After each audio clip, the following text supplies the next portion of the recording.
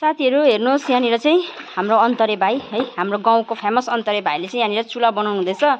यस्तो दामी दामी चुला बनाउनुहुन्छ उहाँले चाहिँ तपाईहरु नै देखेर छक्कै पर्नुहुन्छ। यहाँनिर अहिले चाहिँ फर्स्टमा माटो र बोराई चाहिँ माटो र उतै छ हो अनि यो मुसिसकेर चाहिँ अहिले मजाले टिनको चुला बनाउनु हुन्छ। म तपाईहरुलाई त्यो चुला पनि बनाउँदै गरेको साथसाथै रेडी भएको पनि म तपाईहरुलाई देखाउने छु। हेर्दै गर्नुस् होला भिडियो।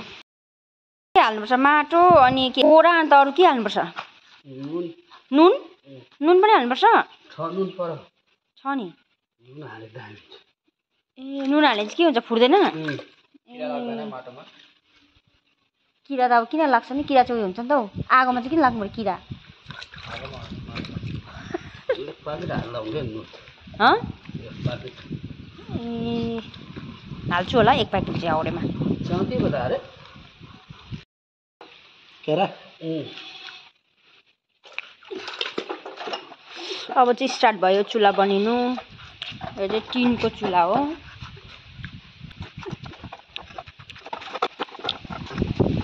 चाम्चा चाहिँ किन अन्तरे भाइ ए त्यो चाहिँ उस सेन्टरको लागि ए म त किन चाहिँ लगाएको रहेछ भन्छु नि म त ए जस्तै त्यो उयो जस्तै यस्तो रहेछ आइडिया चाहिँ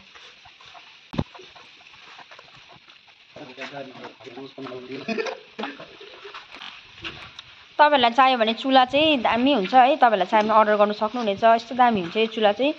अब हामी चाहिँ गाउँ बस्तीमा बसेर हैन बारीतिर दाउराहरू कुहिरहेको हुन्छ कुहिएर सडेर भइरहेको हुन्छ हैन त्यो दाउराहरू तलाउनुको लागि चाहिँ यस्तो चिटिक्कको चुला ग्यास पनि सेभ हुन्छ अर्ग्यानिक खाना पाक्छ।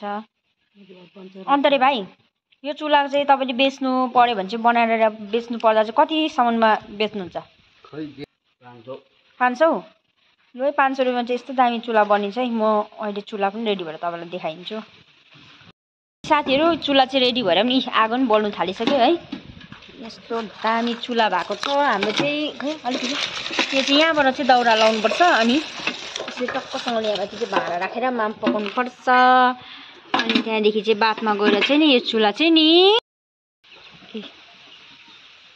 यस्तो हुन्छ। यस्तो दामी चुला हुन्छ यहाँ माथि राखेर भाँडा राखेर चाहिँ यहाँनिर दाउरा लगाएर पकाउनु पर्छ माम।